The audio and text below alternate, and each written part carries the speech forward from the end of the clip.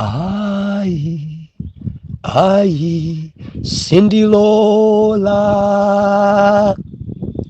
Ai, ai, sindilola. Ai, ai, sindilola. Sindilola za chibwana.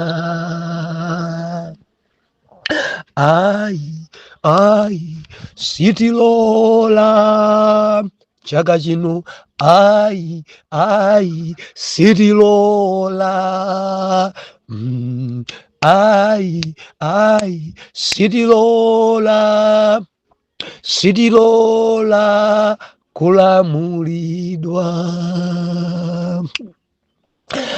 Masandano muli bwanja na mulungu amene mwamanga pa mimba 21 days kumati sirija tifuna timike mulungu patsogolo koposa fudu pofunitsitsa kuti ufumu ubwerere kwawo.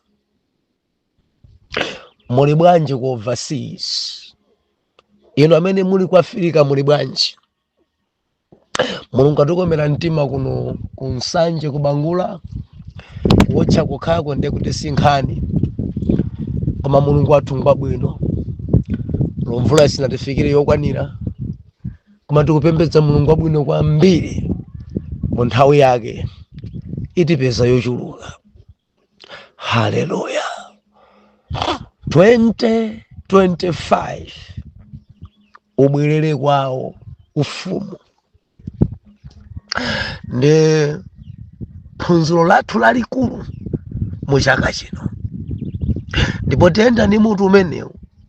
Ena maumboni tiperekera mwezi omwe uno, ena maumboni mwezi wa mawa, ena maumboni athu dzaperekera Oktoba, ena idzakhala Novemba.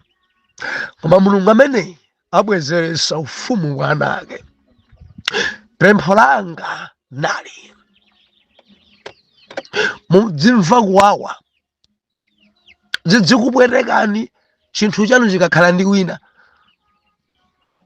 Mudzonde kuti talandidwatu tikamati ubwerere nkuti udali wathu kale, koma jabu adatilanda.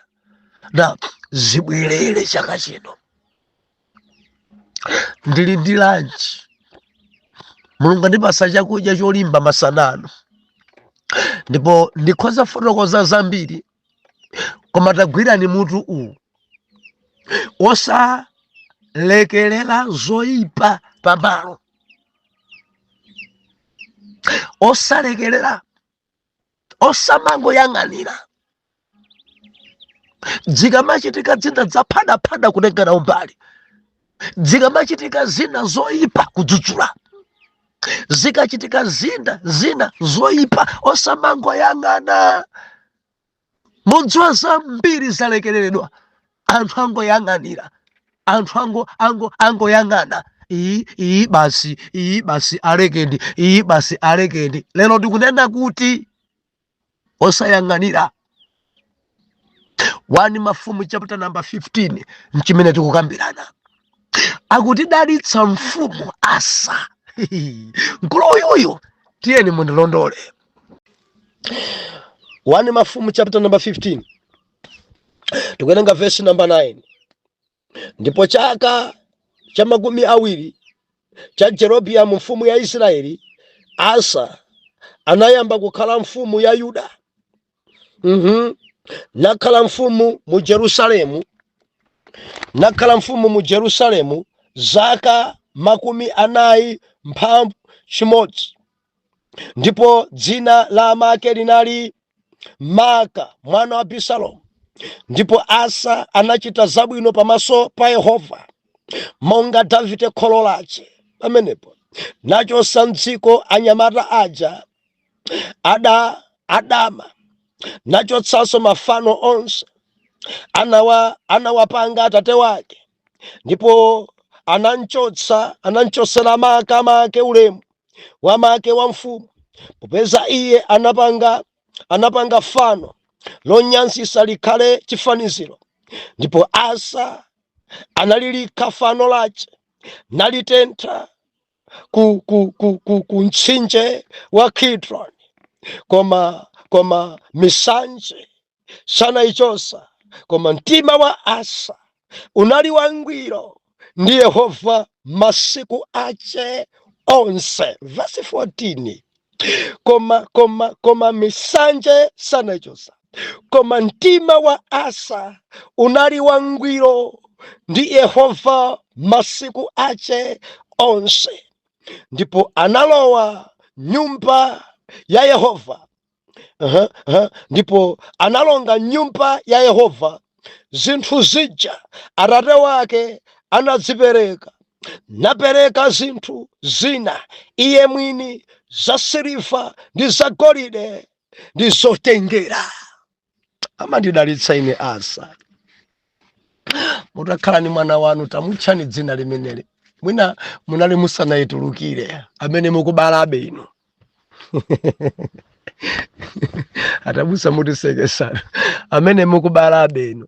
Ena ndinoyembekezera pa grupu pano. Asa maspelo ake atatu basi. ASA. Akusowa anthu otelewa, akusowa anthu otelewa, akusoweka mu mpingo, anthu osalekerera zoyipa. Asa nyamata onkonda Mulungu, nyamata odzipereka ku ntchito ya Mulungu, akudziwa chimene anena kuchita, akudziwa zimene Mulungu zimamkomera, akudziwa mene angakhalire ndi kuyandikana ndi Mulungu, akudziwa kuti zoyipa nziti and nzabwino nziti. Asakudziwa, akudziwa. Nthawi sili kumbali yathu, ndichite mopaza motere ziwiri zitatu zimene anapanga Asa. Gawo lina akuti Asa anatenga siliva, golide, kupita nazo kupasa atumiki ake ndikuzitenga zimenezo ulendo nazo kwa mfumu ya Syria Beni-Hadadi, anali ku Damasiko. Chimene adachita, anamupempha kuti agwirizane monga makolo ankagwirizana kale. Nchifukwa chache adamtumizira iye siliva ndi golide. Mfumu Asa anampempha Beni-Hadadi kuti akaphwanye mgwirizano wawo umene udali pakati pa iyeyo ndi mfumu ya Israeli.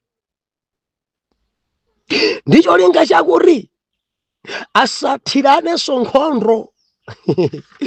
Oh, hallelujah. And Beni-Hadadi adamvera mawu amene Asa adampempha, kotero kuti adachita ndendende ndikuthesa mgwirizano.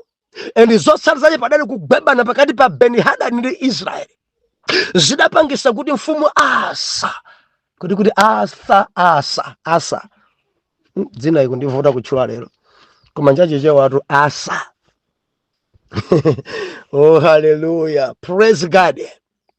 Mwansanga kwambiri ndanena zambiri zokhudza ndi Asa. Naye Asa atatumikira nthawi yake idakwana yoti adamaliza kumtumikira Mulungu.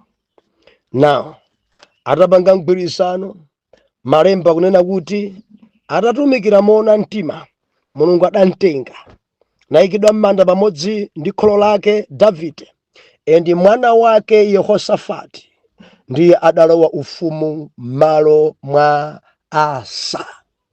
Endi Asa mwana wake ndi Yehosafati. Endi mwana amene mukamawerenga mabuku amafumu kutsogolo kumudzampeza ni mwana olimba mtima kwambiri, mwana amenenso adafuna Mulungu.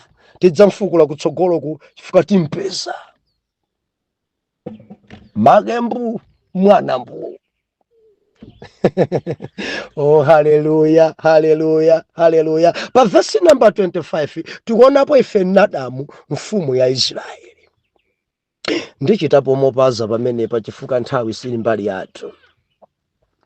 Mwadziwa Nadamu ali pamene pa Nadabu kangati choncho Nadabu.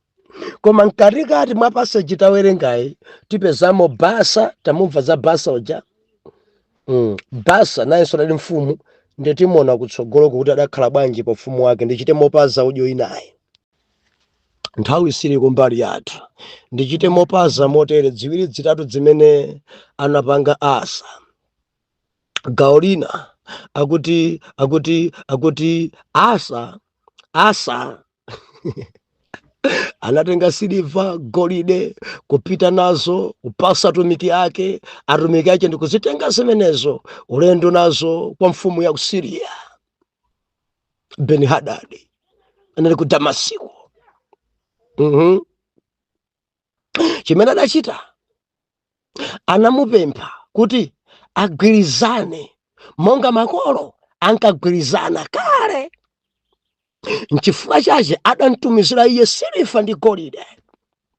Mfumu Asa anampempha Beni-Hadadi kuti akaphwanye mgwirizano wawo umene udali pakati pa iyeyo ndi mfumu ya Israeli. Ndicho linga chakuti asathiraneso nkhondo. Oh, hallelujah. And Beni-Hadadi adamvera mawu amene Asa adampempha, kotero kuti adachita ndendende ndikuthesa mgwirizano. And zotsala zache padali kugwebana pakati pa Beni-Hadadi ndi Israeli zidapangisa kuti mfumu Asa kuti Asa dzina iko ndivuta kutchula lero koma njacheche watu Asa. Oh, hallelujah, praise God. Mwansanga kwambiri ndanena zambiri zokhudza ndi Asa ata naye Asa atatumikira nthawi yake idakwana yoti adamaliza kumtumikira Mulungu. Now atapanga mgwirizano, malemba kunena kuti atatumikira moona mtima, Mulungu adamtenga nayikidwa m'manda pamodzi ndi kholo lake Davide endi mwana wake Yehosafati ndiye adalowa ufumu malo mwa Asa. Endi Asa mwana wake ndi Yehosafati. Endi mwana amene mukamawerenga mabuku amafumu kutsogolo kumudzampeza ni mwana olimba mtima kwambiri, mwana amenenso adafuna Mulungu. Tidzamfukula kutsogolo chifukwa timpeza magembu mwana mbu. Oh, hallelujah, hallelujah, hallelujah. Pa verse number 25 tikuonapo ife Nadamu mfumu ya Israeli. Ndichitapo mopaza pamenepa chifukwa nthawi sili mbali yathu. Mwadziwa Nadamu ali pamenepa Nadabu kangati choncho Nadabu. Koma mkatikati mwa pasaji tawerengayi tipezamo Basa, tamumva za Basa uja. Basa nayenso ali mfumu, ndiye timona kutsogolo kuti adakhala bwanji pa ufumu wake. Ndichite mopaza udyo inayi. I believe ndi zitsanzo ndaperekazi mukumvetsa kuopsa kwa kulekerera choyipa pamalo. Zili ndi kuopsa. Mfumu Asa sadalekerere, adadzithamangisa. Gawana kuti adathamangisa onse ochita dama. Gawo lina akuti adachosa mafano amene makolo ake adapanga. Uyu sakulekerera zinthu zimene Abiya, zimene Rehabeamu adadzimanga zimaguwa zoyipa. Asa adadzigwesa, Asa adazichosa, Asa adazipitikisa. Osamalekerera zoyipa ziziphatikana pamalo zimaononga. Gawo lina ndikambadzazi kudzikuti chachitatu china chimene Asa adachita akuti adachosa agogo ake. Agogo ake adali ndi udindo okhala mfumukazi, koma chigogo choyipa. Asa adachosa agogo wache pa udindo okhala mfumukazi. Chokaniponi simpereka chitsanzo chabwino iye. tamacho sana kula mpingo chita padawa, tamacho sana bishop ogwirira ndi kugonana ndi antchito wawo, kugonana ndi mamemba wapirikisapo, tamacho sani mabwana apada achoseni kwachosa amaya chigwirizano avigolo. Haleluya. Pajatu ndi lanchi ana mulungu, lanchi ndikuyonene kuti ili ndi fulu zakudya zonse zamagulu onse zomanga thupi, zolimbisa thupi, zotetezera kumatenda, zonenepesa, zopereka thanzi zili mulanchi imeneyi. Ndeti kunena kuti osasekerera choyipa pamalo, osamangoyang'ana anthu akuchita phada, osalekerera. Mudziwa kudziko kuno kwadzaza utumiki wolekerera zinthu, utumiki wolekerera kumangodziyang'ana basi, dzadziko ndizayikha mulungu, kumangodziyang'ana basi. Osamalekerera choyipa pakwaya, osalekerera choyipa pamvano, osalekerera choyipa pa group, osalekerera. Lesengate jamabwera kunena kutumiza zawo tisamazisekerere. Madimini mukunimva wina wacha akachita zoyipa zofuna kusokoneza kutumiza zimene zonse na kutumiza remove. Osamasekerera zoyipa pamalo. Ndikuthokozeni inu achangu osamazisekerera.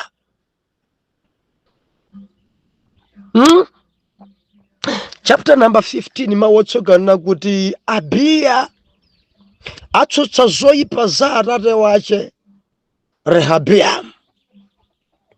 Rehabiamu ndi mwana wa Solomoni, mwana wache Abiya. Eti kuipa kochita kudzidwa ndi ana ana mulungu. Mchapter 15 ichi tionamo mafumu angapo. Mchapter chimenechi tionamo Rehabiamu ngodziwika kale mwana wa Solomoni, tionamo Abiya alimenemo mfumu ya Yuda. Tionamonso Asa mfumu ya Yuda, tionamonso Nadamu mfumu ya Israeli, ndidzaonanso Basa mfumu ya Israeli. Tikuona mafumu okwanira anayi. Tikachosamo Rehabiamu tikuonamo Abiya, Asa, Nadabu ndi Basa.